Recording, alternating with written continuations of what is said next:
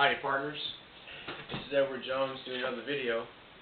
As you can see by my shirt, I'm a big 1911 fan. I like the feel of the pistol.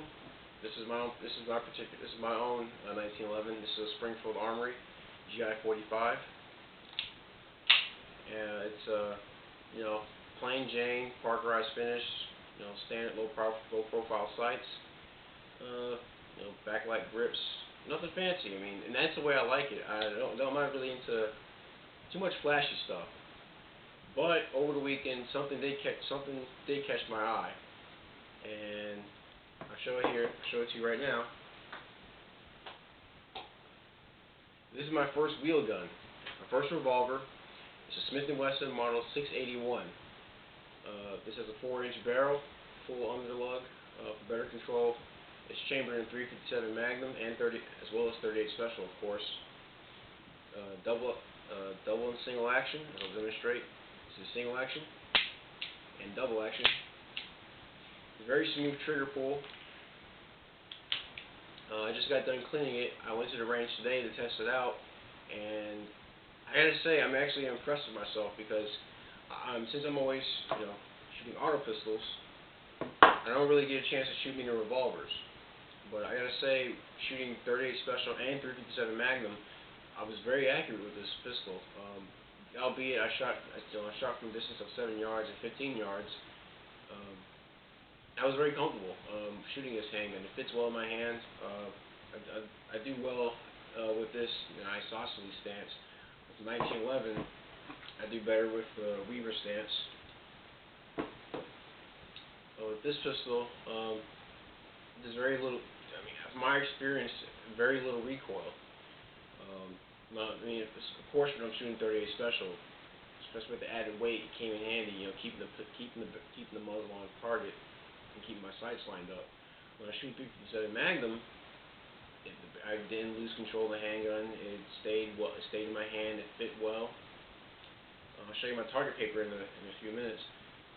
One thing I noticed about this gun before I purchased it, when the guy was showing it to me, was that it had NYSP stamped right underneath the cylinder on the frame. I asked him what that meant, and which is strange that I would ask that because being where I'm from, he told me it stood for New York State Patrol, and that's because before they switched over to Glocks, I believe in around the late 80s, early 90s, they carried this revolver, and I don't blame them. It's a very good pistol.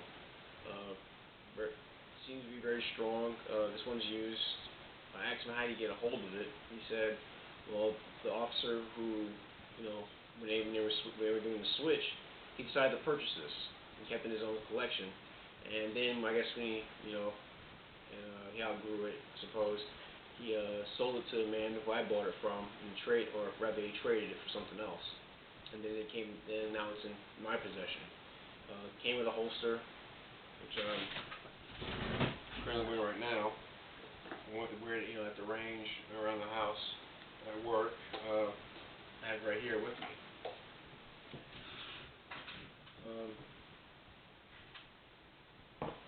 The ammo I was using this Precision 1 ammo that was available at the show I went to. They're made in South Carolina. This right here, this is a box of .38 Special and 158 grain JSP, jacketed soft point, and it's very, very clean, very accurate. It functioned well in my pistol.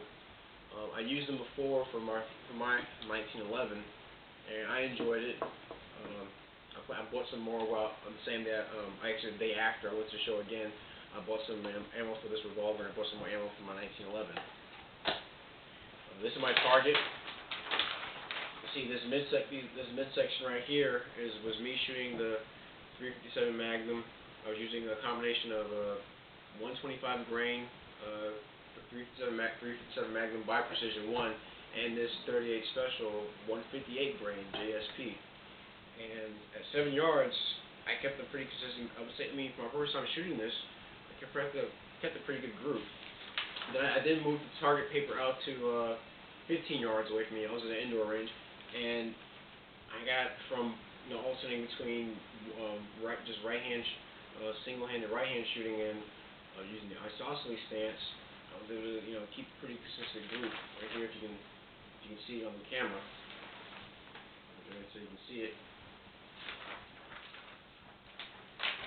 And from that on, right there, I was won over. I really enjoy this pistol. It's got a very smooth trigger pull. It has one of the things you notice if you know anything about this revolver, if you take the grips off, there's an adjusting screw, so you're able to adjust the tension of the mainspring. I guess I have it adjusted pretty fine-tuned because it doesn't take but a little bit of pressure and the hammer will fall. Well, it's a nice gun. I don't see myself selling this. I really don't see myself selling miniguns that I acquire. I may do some improvement. I may make some adjustments on this gun. I might paint the front ramp orange.